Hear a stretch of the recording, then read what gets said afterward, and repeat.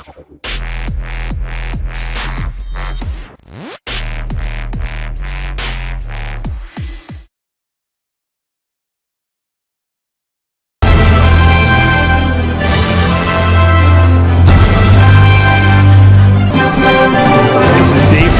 at the North American Reptile Breeders Conference here in Tinley Park, Illinois, outside Chicago, and I am here to look at all the booths and all the great new reptiles and all the crazy morphs and stuff that you can't see anywhere else in the world. This is one of the biggest reptile shows out there, and I'm super excited to be here.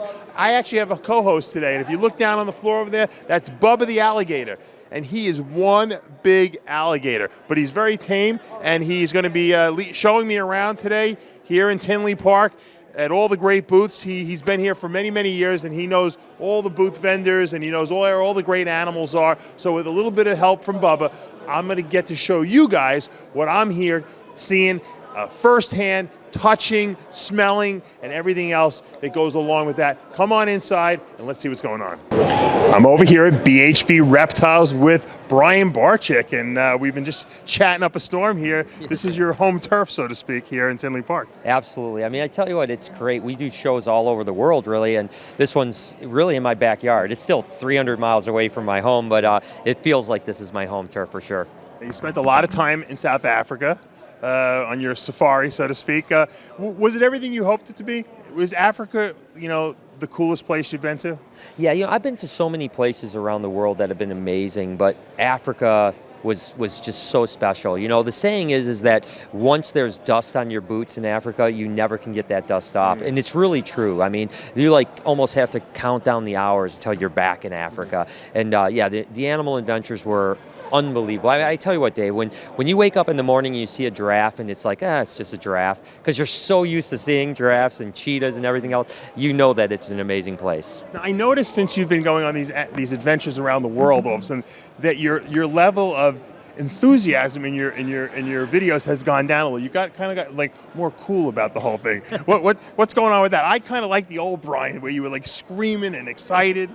Yeah, I don't know. Maybe it's just is it showbiz? No, I don't know what it is. I think sometimes I'm taking the more mellow approach, but then there are times I get really excited and I'm over the top. So I don't know. Maybe it's just the fact that I've been traveling so much that I've down a little key, but trust me, inside I'm just always a million miles a second. Now, you've really taken a different course in your life now because you've kind of downsized your facility. You moved into a small facility. Tell us a little bit about that. Yeah, we still have an enormous collection for most people. I always tell people I went from 30,000 animals to maybe 12,000 animals, which is a ton. It's still a ton of animals, but I really want to spend more and more time on the education side, the film side, the just getting people. Listen, I love animals. There's nothing in the world I'm more passionate about than animals, and I just want other people to be as passionate as I am, or at least a little bit. And I feel like sharing that passion can help wildlife, conservation and just the love. And even with snakes, which I have the special affinity to, I want people to stop looking them as evil. So my life went from just breeding and selling snakes, which is fine, to more get people excited about animals and get people passionate about them, because so many of these animals are in such peril around the world, and they really don't have that big of a voice right now, and we need, not just me, but everyone needs to give them that voice. Now, what I noticed was back when you started Animal Bites, which was originally Snakebytes by itself, I mean, a lot of the, passion that you had and a lot of the entertainment value was, that always the risk of someone getting bit, Yeah. And we still see you every once in a while get bit. But now you're actually, dealing with wild, venomous snakes. Obviously, the danger factor is exponentially higher now. Yeah, I always say that, the thing with venomous snakes in particular, and I was recently on a thing in Australia doing venomous snakes for almost a month every single day with the most deadly snakes on the planet. And as I always say, the biggest thing is you want to stay away from the pokey end, right? I mean, you really don't want to touch the pokey end. So but snake bites happen. And early on in snake bites, we kind of let them happen, a lot. And we really kind of decided let's not do that anymore, because we don't want to give people the wrong impression about snakes. Snakes can bite, dogs can bite, cats can bite, people can bite. But we didn't want people to start thinking like, oh my God, snakes bite all the time. So now when we do snake bites, which do happen, it's organic. It's something that just happens. And I still, listen, when I get bit by a snake, I laugh at myself. So to me, I've always thought of snake bites as funny. So the idea was really, if we got bit by a snake, it's so light that maybe people would realize, this isn't a big deal. Sure. But there were some people that felt that maybe we were putting them in that light of getting bit too much. So I understood, and I kind of listened and said, let's back away from that, and let's just do more stuff. But when it comes to the deadly stuff, like I said, I'm a little cavalier. I do things a little bit crazy. I know with the film crew that I was recently with, they were shocked that I just grab them. I don't like use tongs or anything like that. But at the same time, is that more entertainment value? Be honest, though. No, for me, in all honesty, there is entertainment value to it, no doubt about it. But for me, I can control an animal better with my hands than with just a pair of tongs or something. Now I'm going to use my hands and a stick to keep it away and use the right equipment. But I want to be able to feel and get a feel for that animal. If it's on tongs or it's on, I just don't feel. Number one, I feel like I can hurt the animal. Number one, number two, I don't feel like I get the feel for it as much. So. Maybe I'm old school. The other thing is I'm always running around in shorts and tennis shoes. Everyone's like, don't you wear boots and pants? And I'm like, maybe I'm just old school, because my heroes, the Harry Butlers of the world and Steve Irwins and all these, a lot of these guys used to run around barefoot catching these snakes. True. And so those are the people I looked at. So maybe I'm just emulating the people that I kind of, have always looked up to. Have you ever been bit by a venomous snake?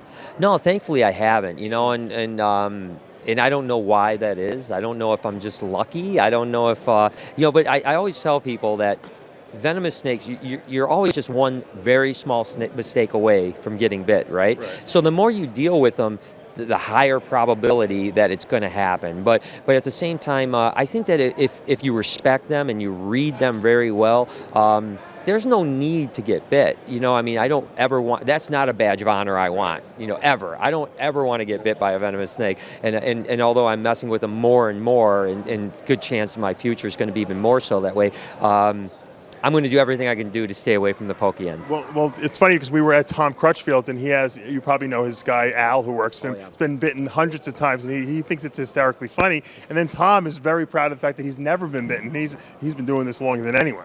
Yeah, it's amazing. I look at Tom as like the poster child for that. And I want to be Tom. I want to go. I've been dealing with venomous snakes for 40 years and never been bitten. I don't want to be Al, and I've seen Al, and I love the guy. He's a great guy, but that guy is crazy. I don't mind doing crazy stuff with snakes, but I don't want to.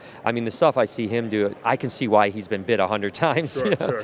And I don't want to be that guy. How many years have you been coming to Tinley Park now? Since the very beginning. As a matter of fact, we were just talking about that on the way here. I don't know how many years it's been going on, like 12, 15, I don't even know. You've been here every year? Every year, every single show. I've never missed a Tinley Park show, and it's really one of my favorite shows of the year, and it's like, again, my home base, and crazy busy. It's a crazy amount of animals. This show is, to me, it's the best show in the country. Now, you're the first guy to ever produce a scaleless ball python. I saw it a couple weeks ago in Daytona, at the Daytona show, and unfortunately the person who was supposed to bring it back for you isn't going to make it this weekend, so we won't see it here. What's going on with that project? Because I hear people saying, a lot of people are selling the scaleless head versions. I don't know if you have any here with you, but and then a lot of people saw the scaleless one, and people are saying it doesn't move right, and then some people are saying it's amazing. What's the project? At what point is it at? It's really weird, and yeah, it is unfortunate it's in South Carolina instead of here, but it's being cared for well, and I'm not a problem. They're beefing. It's still the only one, right? It is, and I've said this a lot, that the Scaleless project was such a blessing in so many ways to me, emotionally, even financially, all kinds of different stuff. But it also was the most difficult thing I've ever been through. I've never seen the amount of hate towards anything that I've seen towards the Scaleless. Jealousy too. I think jealousy, hatred, a lot of backstabbing, downright almost thievery. It's really, I've never, and it's unfortunate. It's one of the things that I always talk about. To me, snakes are never a dollar bill, and I'm never embarrassed to make money on animals, because you shouldn't be. Yeah. This is what I do. I'm not embarrassed about it, but I would never put a dollar bill over a snake or something like that. And I think that the Scaleless project, there was so much greed involved, and jealousy and envy, that I saw things in that project that I've never seen in 27 years I've been doing this business.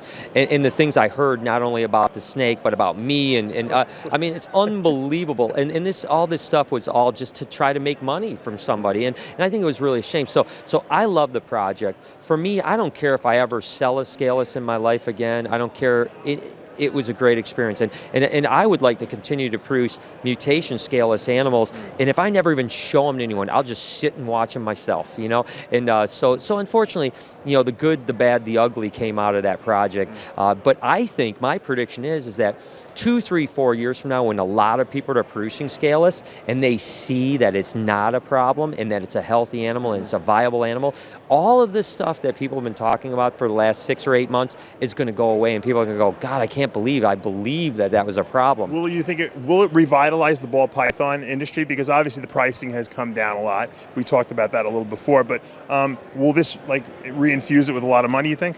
I really don't think so. You know, to be honest with you, I think it could have, and it did for a very short period of time. And I think what happened was, because of this weird culture of negativity, it kind of deflated all the inflation that it did. Like, oh my God, it's the reset button and it's going to get better. Then this negativity happened, and it kind of just let all the air out of the bubble, you know. And I don't think we're going to see a revival of the ball python market per se. I think we're going to see a leveling off. You know, I think that the kind of precipitous fall in some of the markets are going to level off, and we're going to even maybe see a little bump, not anything major, but I always say that whether it's snake market or a stock market, markets overreact, right? They overreact on the upside, they overreact on the downside. I think right now we have the ball python market overreacting a little towards the downside. And I think we're going to see some prices actually just peak up a little bit to where they should be. Maybe you could make the argument that they were overpriced, and now you can make the argument that maybe they're underpriced. Show us something cool here. Oh my gosh, what is cool we here? Can't end an interview without seeing some animals. So we talked about bananas earlier when we were just chatting, and I love the darker animals, and this happens to be a black pastel banana. It's gorgeous. I just think that the purple that comes out of this animal is just absolutely crazy. Just take a look at that. And again, I keep thinking that, maybe the super of this is going to just be an all-purple snake. I have no idea. So yeah, because you're right, it might be. It might be just an all-purple snake, which I always say would be like a Barney ball python or something like that. That would really, yeah. Now this looks like it's in a little shed too. It's starting to go a little bit opaque, so when it's out of shed, it's even more brilliant. So, but there's so many cool things. I mean, I love them all. There's nothing that's. I like the Cine banana too. Yes, exactly. Very similar. I think the black pastel is just going to be a little bit more vibrant than the Cine, but they're still extremely beautiful animals. I mean, both of them are incredible. So again, I look at when I look at all snakes, really, I'm looking at beauty more than what they're worth. To me, like, an animal doesn't become better because it's worth more money. It just and so to me, this is the pinnacle. I mean, looking at this, I'm like, oh my God! I need to put a lot of morphs into this. The banana in itself, with a couple of different morphs, looks gorgeous. Now, I've asked this to a lot of people, and I think most people agree now. The banana and the coral glow, same gene? 100%. I've been saying it from the beginning. Butters and lessers are the same. Coral glows, bananas are the same. And basically what happens here is that you have two people that have two imports. And they don't really want to say, oh, well, mine's the same as yours, so they're going to name it something else, even though it reacts exactly the same. And it confuses the market. I don't like that. I would prefer it to be simplified. It kind of happened with a couple of mutations that I had, actually, where someone else had proved them out before me, and then I had the exact same mutation, and they actually wanted me to name it different because they're like, well, it's not my bloodline. And I'm like, it's the exact same animal. I'm not going to do that. I'm going to name it the same exact snake because it's just going to confuse people if the same animal, like a coral and I understand, how people can get that way, but the truth is corals and bananas are the same exact animal. What's your favorite reptile now? Because I know you always have a new one of the month. What's the favorite one right now? You know what? It's not even new one of the month. It's like every snake that I look at is my favorite snake. I understand you bought something here. I did. I bought, as a matter of fact, where is this? I'll find it for you real quick. Yeah, let's see what Brian got. I want to see what Brian buys because what I buy is not as exciting. Because when Brian buys something, it's got to be something exotic and different. All right, Brian, show us what you bought here. Wow, that's a big snake. Yeah, this is what, like, one of my dream snakes here. I'll be honest with you. This has been a snake since I was about 10 or 12 years old. Angolan python. Angolan python, yeah, and it's very similar to a ball python from the fact that they look very similar, but they act act completely different. In what sense? Well, ball pythons are, of course, they like to ball up. That's why they call them ball pythons. These are from the same region, just slightly more east, in Angola, of course. And they just never, they're not shy whatsoever. You can see they just always want to check stuff out. They're not head shy. They won't pull back. And they do get a bit larger, too. And again, you can feel it, right? How it's got like almost like a beaded. Like a rough scale. Yeah, exactly. It's just like a rough scale, actually. And as a matter of fact, they even kind of look like a rough scale. They do look a little bit like. Are there different morphs of these? This is it, just the actual, Angola, because there's very few. I would say there was less than 20 Angolan pythons ever imported into the country. Really? So can this be the new big snake thing?